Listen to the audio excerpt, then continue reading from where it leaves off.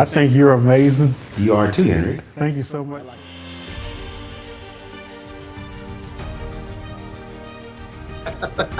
Well, Perry, you are awesome. Thank you, brother.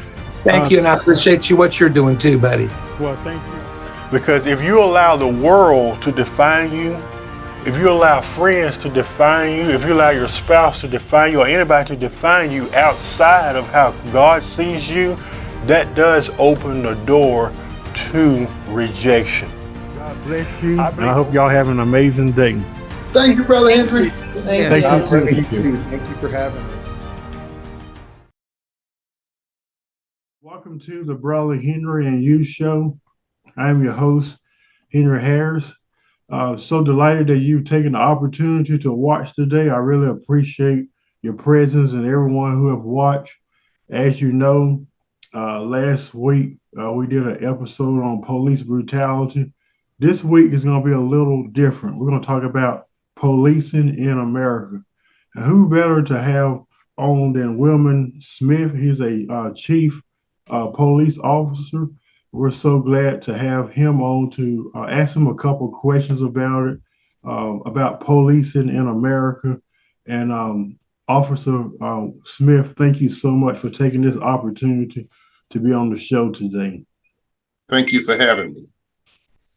Can you tell us a little bit about yourself and what you do? Well, of course, my name is Wilmon Smith, and right now I am the chief of police in a little town called Hitchcock, like Alfred Hitchcock. Mm-hmm. Hitchcock is about 30 miles south of Houston. I've been the chief of police here now for right at 4 years. Prior to that, I was with the district attorney's office in Harris County, which is actually Houston, for about 3 years. And prior to that, I was a state trooper. I retired from the Texas Department of Public Safety after 30 years service. Oh, that's awesome. And before I get to my next question, I want to say thank you for your services and for what you do. I'm pretty sure it's a difficult job. So I want to say I appreciate you and what you do and what you have contributed to the community there. Thank you, sir. I've got a few questions I want to ask in regards to policing. What do you think is some issues as it relates to policing in America as it relates to today?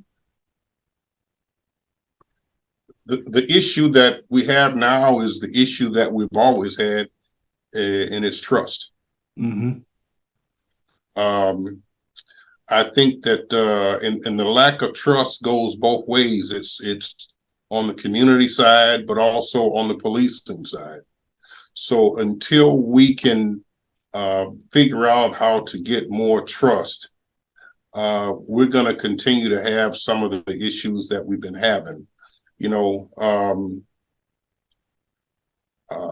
a lot of the complaints that you may hear from the community, we verbalize those complaints, but we don't necessarily put those complaints in writing. Mm-hmm. And, you know, I think that when people have issues of trust, hey, look, let's put these things in writing, because at the point that you put them in writing, then they become official. And you can take things a lot more serious when it's in writing, as opposed to somebody just venting whatever their situation or their problems are. I think in policing, a lot of the police, maybe we need to get out of our cars some and maybe get to know the community. A lot of times in policing, we look at it as them versus us. And that's really not the way it's supposed to be. We're supposed to be servants.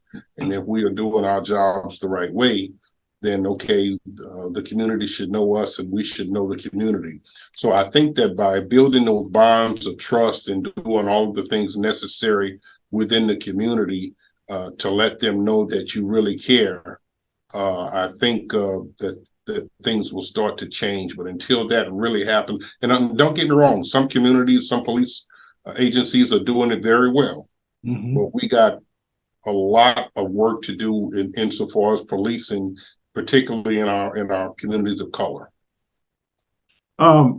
Speaking of communities, what measures work best, in your opinion, to promote a collaborative relationship between police departments and the communities that they serve? Um, just by getting out and showing an interest and showing concern, uh, and getting to know people by name, you can build those relationships. And getting out and going to the churches.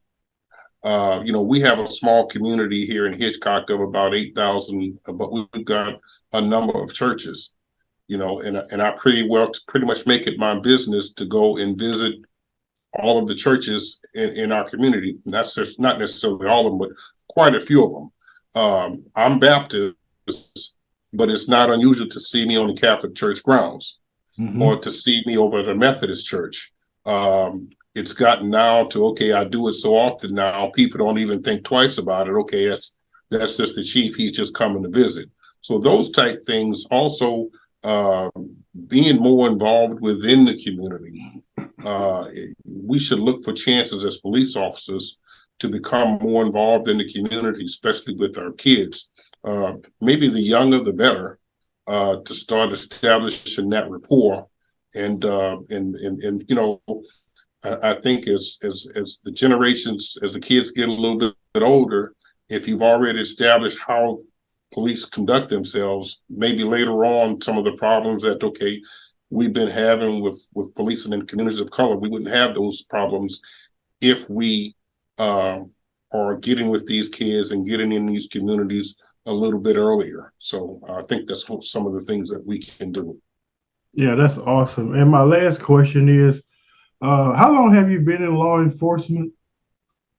37 years. Oh, that's a long time. I'm sure you face many challenges. As we go to a close, what are some challenges you face in regards to policing over the years, and how were you able to overcome it? Well, being a police officer and being a person of color, that was a big challenge for me, especially back during the times when I, chose policing as a career. As a kid, we ran from the police, and as adults, we didn't run from the police, but I hung with people who did. And so I think the trust thing is really something that, okay, we really, really need to work on.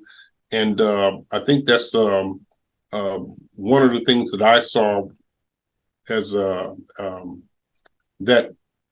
I kind of thought, hey, look, this might be an avenue just to work on this trust and maybe try and do things a little bit better. Policing in the Black community is very, very difficult in some areas because it goes again back to the trust factor. And what I had to do was to get out there with the community, go into the churches and start talking to the churches, visit with the pastors, look for opportunities just to build that trust. And, before too long, okay, hey, phone calls started coming. People would give tips about information, about things that they saw that were happening within the community. People became more involved and more engaged. One of the things that I did within our police department is all of the officers had to adopt a senior. We got a program that's called Are You Okay? So each officer has 3 seniors that they adopt, and they go and they check on these seniors. They call them on the phones. They go by their houses and make sure they don't need anything. That program to me has been very, very successful. And it's kind of shown the community that we care, because people, especially when they become seniors, a lot of times they don't have family members that care. A lot of times those family members are off doing their own thing, and they don't check to see that, okay, Big Mama has her medicine or she has what she needs. So the seniors don't really have the kind of voice, and they don't really have people looking after them the way that we believe that they should. So that's one of the other things that we did. We got into the school system with a program called TAPS, Teens in Policing, and And with this program, it starts in the 7th grade, and it's a 9-week program where we as officers go into the classroom and we have a curriculum that we go through with the kids. And it's interesting to watch the body language from the first week when we enter the classroom versus the last week. You know, the first week is like, you know, they've really got their minds made up about us and who we are. Mm-hmm. And they're sitting there like this and they don't want to talk and they don't want to engage. But by the end of the course, you know, you're hugging and giving fives and everybody's crying and slobbering, and you know, and so there's really a bond that kind of takes place with this program as time goes on. So those are some things that we did to help kind of build some trust within the community. And but I think the biggest thing is just to get involved and to become engaged. A lot of times barriers are allowed to exist, and with those barriers, when people don't have the right information, they fill in those barriers with they fill in those gaps with information that may be false. Mm-hmm. So we need to do a better job of controlling the narrative. You know, if you look in these communities, especially in the communities of color, the homicide rate can be pretty high in some places. And why is that? Why is that acceptable? You know, I think that accountability is very, very important. So it's very important that the community hold the police accountable, but the police also need to hold the police accountable. And you know, when a homicide becomes a cold case, it'll sit there sometimes for years and may never be investigated.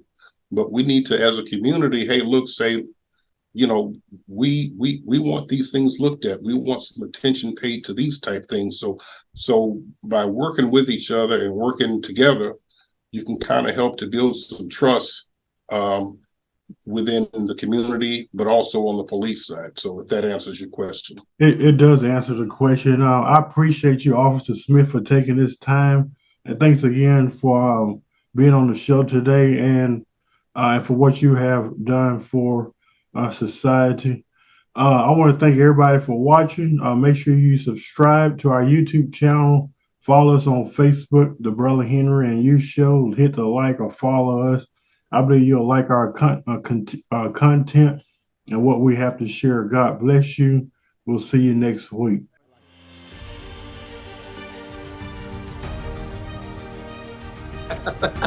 Well, Perry, you are awesome. Thank you, brother. Thank you, and I appreciate what you're doing too, buddy. Well, thank you. Because if you allow the world to define you, if you allow friends to define you, if you allow your spouse to define you or anybody to define you outside of how God sees you, that does open the door to rejection. God bless you. I hope y'all have an amazing day. Thank you, Brother Henry. Thank you. God bless you too. Thank you for having me.